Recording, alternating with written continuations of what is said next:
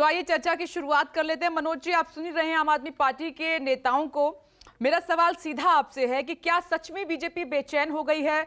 इन्हीं वादों से दिल्ली जीत ली, पंजाब जीत लिया, अब गुजरात में भी वो उसी प्लान के साथ आगे बढ़ रहे हैं और इसीलिए आप दिल्ली में घोटालों का आरोप लगातार लगा रहे हैं। विपनेश जी, सबसे पहला सवाल तो ये है कि क्या घोटाले सामने आए तो क्या उनको संज्ञान में नहीं लिया जाना चाहिए या उनको छुपाया जाना चाहिए? ये एक महत्वपूर्ण सवाल है। आपके राजनीतिक विश्लेषक जो आपके वरिष्ठ पत्रकार बोल रहे थे कि अभी क्यों किया जा रहा है। जिस भी समय संज्ञान में आए, क्या उस भ्रष्टाचार के मुद्दे को दबाना चाहिए या संज्ञान में लेना चाहिए? पहला मेरा प्रश्न इन्हीं लोगों से, आपके पत्रकारों से। दूसरा, देखिए अरविंद केजरीवाल जी क्या कहते हैं, बांटूंगा मुफ्त की रेवड़ी, बजाऊंगा फ्री का डंका, सब्र करो दिल्ली वालों, दिल्ली को बना दूंगा श्रीलंका। आप देखिए लगातार शॉर्टकट की राजनीति करने वाले लोग क्या करते हैं, एक पर एक दारू फ्री देते हैं। वही प्राइवेट लिमिटेड कंपनी है केसीआर की, तेलंगाना में देख रहे हैं आप ही के चैनल के माध्यम से मैं एक विजुअल देख रहा था। वहां मुर्गा और दारू बेची जा रही है, दारू दी जा रही, गिफ्ट में दी जा रही है। तो फ्री की भी जो रेवड़ी बांटने वाले लोग हैं किस हद तक गिर गए हैं कि किस तरह से ये दिल्ली मॉडल का ढोंग रचते हैं। शराब माफिया, भूमि माफिया, शिक्षा माफिया, डीटीसी माफिया, जल माफिया, यही मॉडल है। एड माफिया, ये एड के माध्यम से सोचते हैं कि हम गुजरात को फतेह कर लेंगे। एड कंपनी अगर ऐसा ही करती तो सब कुछ हो जाता। 4 राज्यों के अंदर चुनाव हुए, 5 राज्यों में, जिसमें से ये उत्तराखंड के अंदर, उत्तर प्रदेश में जमानत जब्त हो गई इन लोगों की। और अभी ये जो संज्ञान में मामला आया है, ये तो सबके दृष्टया सामने सामने है। ये देखिए कि 18% जो अनुमति दिल्ली सरकार ने को देना था डिस्कॉम को, वो 12% दिल्ली वालों को प्राप्त हुआ। 6% यानी 8,000 करोड़ रुपए कहां है? जो शराब का जो घोटाला हुआ 144 करोड़ रुपए कहां है? उस पर ये बात नहीं करेंगे। हवाला के माध्यम से इनके जो सत्येंद्र जैन जी जेल के अंदर बैठे हैं उसके ऊपर बात नहीं करेंगे। इन्हीं के स्वास्थ्य मंत्री पंजाब के जेल के अंदर बैठे हैं, उसके ऊपर बात नहीं करेंगे। हम बात करेंगे इधर की, ये बात करेंगे उधर की। हम बात करेंगे बिजली की, ये बोलेंगे कि नहीं टाइम्स नाउ के अंदर हमारी खबर चली, हम टाइम्स नाउ की बात करेंगे। वहां न्यूयॉर्क टाइम्स की बात करेंगे तो ये बात करेंगे कि नहीं जी हमारा शिक्षा मॉडल अच्छा है। टीवीसी की रिपोर्ट सबके सामने आई है, जीरो मॉडल है केजरीवाल का, जीरो मॉडल है। एक स्कूल नहीं, जीरो स्कूल, जीरो हॉस्पिटल खोले, जीरो इन्होंने शिक्षा के लिए कुछ काम किया, जीरो इन्होंने डीटीसी बसें दी, जीरो इन्होंने यूनिवर्सिटी खोली, जीरो इन्होंने स्कूल्स खोले। तो इन्होंने खोला क्या? इन्होंने खोला शराब की दुकानें, अपने यारों को, दोस्तों को शराब वो मुफ्त में बांटने के लिए, उनके माध्यम से कमीशन खाने के लिए। इस तरह की जो मॉडल है ये फ्री बीज देने का काम जो कर रहे हैं। और मैं तो एक सवाल और पूछता हूं, ये ढोंगी मॉडल है, ये एड मॉडल है। ये बताइए विपनेश जी, अगर इतना ही अच्छा मॉडल है तो अभी वो क्यों बोल रहे हैं कि नहीं सर एक फॉर्म भरना होगा, जिसको सब्सिडी छोड़ना है वो छोड़े? तो फ्री बीज में और लक्षित समूह के अंदर अंतर है। किसी टारगेटेड समूह को ध्यान में रखते हुए अगर उसके लिए सुविधाएं, कल्याणकारी योजनाएं चलाती है भारत सरकार, तो इसका मतलब है एक टारगेटेड समूह है, उसमें 20 करोड़ लोग हो सकते हैं, 10 करोड़ लोग हो सकते हैं। सभी के लिए फ्री बीज नहीं देती है केंद्र सरकार। लेकिन यहाँ क्या करते हैं, फ्री बीज का ढोंग रच देते हैं चुनाव से पहले, और उसके बाद में क्या करेंगे, कहेंगे नहीं जी वापस ले लो जी, सब्सिडी चेंज कर दो जी, आप सब्सिडी जिसको छोड़ना है छोड़ दीजिए। तो ये ढोंगी मॉडल है और एक कोरा, नहीं मनोज जी, एक इसका तो मैं जवाब ले लूंगी, अभी प्रियंका जी का से मॉडल है। पूछूंगी। और आपने आप उठा भी देखिएगा दिया है गुजरात सवाल, में मैं विपरीत पूछूंगी, जी, लेकिन सवाल जो गुजरात में हमने भी कोटा उठाया है वो से भी भी अहम ज्यादा है। वोट आने वाला देखिए है। लेकिन एड कंपनियों के माध्यम से, सोशल मनोज जी, मीडिया अगर के मेरा माध्यम सवाल से आप सुन हाइप पा रहे हैं करके तो मैं दिखाने चाहती हूँ का कि इस हाय पर हम आप तो जल्दी से हमारी जवाब सरकार दें। मैं बनाने ये जा चाह रहे हैं। रही हूँ कि चुनाव के वक्त ही ये सब, क्योंकि दिल्ली में फ्री की बिजली अभी से नहीं मिल रही है, कल से ही मिलनी शुरू नहीं हुई है, आपको पता है। ये काफी लंबा वक्त हो चला है, जब से जी केजरीवाल सरकार आई है तब से मिल रही है। तो जी, तब से बीजेपी कहां थी? तब से देखिए आपको नहीं विपनेश जी दिखाई मैं दिया कि आपको इसमें बताता हूँ, अनियमितताएं आप हो भी रही यहीं हैं, इसमें पे थे। गड़बड़ी हो रही है? नहीं चुनाव के विपनेश वक्त ही, जी, अब गुजरात का आप चुनाव भी है यहीं पे नजदीक। थे, हम भी यहीं पे थे। लगातार हमने इनके खिलाफ आवाज उठाई, एडवर्टाइजमेंट के खिलाफ, कि जितना ये लोग खर्च नहीं कर रहे हैं उससे ज्यादा एडवर्टाइजमेंट कर रहे हैं। हमने हमने जो जल वाला मामला था वो हमने पहले उठाया कि इसके अंदर पानी का घोटाला चल रहा है। हमने इससे पहले 2018 में, आपको याद होगा, शिक्षा के ऊपर भी हमने एक सवाल उठाया था। लेकिन लगातार धीरे धीरे चीजें निकलती आई और परत दर परत इनके जो कारनामे थे सबके सामने खुल के आ गए। तो निश्चित रूप से अब कार्रवाई होनी शुरू हो गई और लगातार कार्रवाई होती रहेगी। क्या भ्रष्टाचारी को बचाया जाना चाहिए? क्या भ्रष्टाचार का अगर कोई मामला संज्ञान में आया तो उसको दबा के रखना चाहिए क्या? नहीं, बिल्कुल नहीं दबा के रखना चाहिए। मैं जवाब ले लेती हूँ प्रियंका कक्कड़ जी।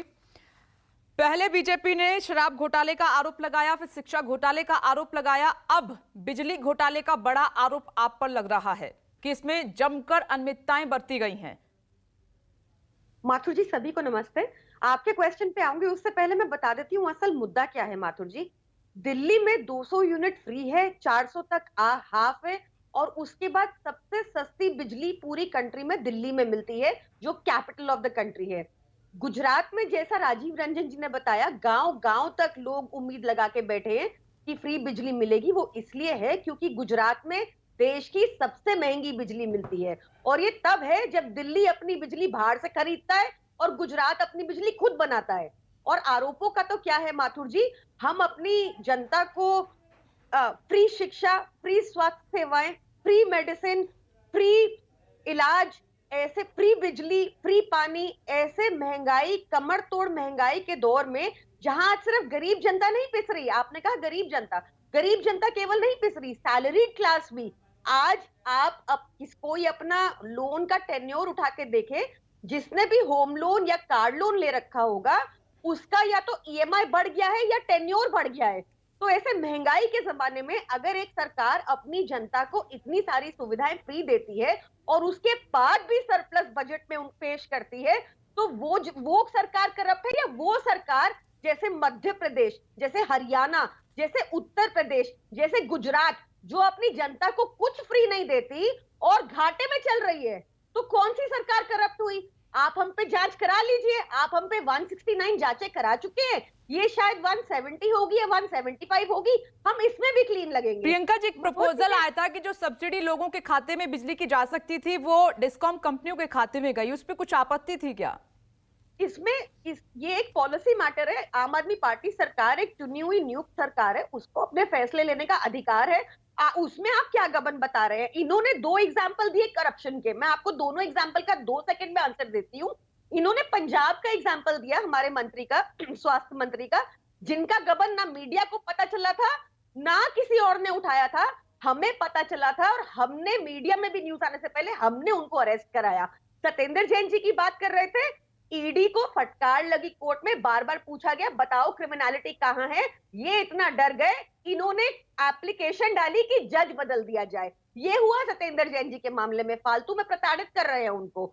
एक इनका बड़ा मोटा घोटाला बताती हूँ मैं आपको। खैर, मध्य प्रदेश का घोटाला तो सभी को पता है कि मिड डे मील स्कीम में बच्चों की घोटाला हुआ। इनकी अपनी सीएजी रिपोर्ट ये कह रही है, उस पर कोई जांच नहीं हो रही। हमने ऑपरेशन नोटिस पे 3 कंप्लेंट दिल्ली, 3 कंप्लेंट झारखंड में है, एक दिल्ली में है, एक पंजाब में, उसमें कोई जांच नहीं हो रही। इनको कर्नाटका का घोटाला नहीं दिख रहा, जहां वहां ट्रेडर्स एसोसिएशन ने कहा, कॉन्ट्रैक्टर एसोसिएशन ने, उन्होंने प्रधानमंत्री जी को चिट्ठी भी लिखी, कंप्लेंट भी डाली और कहा कि कांग्रेस के टाइम में टेंडर मिलने के लिए 10% चढ़ावा चलता था और भाजपा के टाइम में 40% चलता है।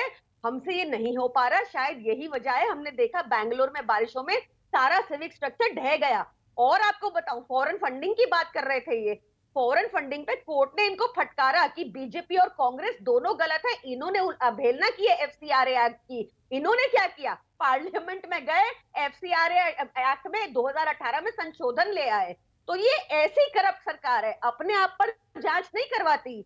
इनको तकलीफ है कि जनता को क्यों मुफ्त मिल रहा है, ये खुद मुफ्त में चाहते हैं। इनके मंत्रियों को 4-4, 5-5 हजार यूनिट मुफ्त मिलता है। बंद करिए वो सब्सिडी, क्यों चला रहे हैं? बंद करिए सारे मंत्रियों की सब्सिडी। हम तो अपनी जनता को देंगे, दिल्ली में देंगे, पंजाब में देंगे, गुजरात में भी देंगे 1 मार्च से, और ये सब करने के बाद भी हमारा बजट सरप्लस में होगा। आपके ठीक है, मैं नहीं आप... ये लेकिन शॉर्टकट की जो राजनीति है फ्रीबीज की, इस पर भी आम आदमी पार्टी को देखना होगा। प्रियंका जी, अदालत ने भी चिंता जताई है कि कहीं बैलेंस ना बिगड़ जाए इस शॉर्टकट के चक्कर में। आती हूँ एक बार। नमस्कार, मैं हूं मानक गुप्ता। अगर आपको हमारा ये वीडियो पसंद आया हो तो इसे लाइक और शेयर जरूर करें, और हाँ, हमें सब्सक्राइब और फॉलो करना ना भूलें ताकि आप देश और दुनिया की कोई खबर मिस ना करें। तो जुड़े रहिए हमारे साथ और देखते रहिए न्यूज़ 24।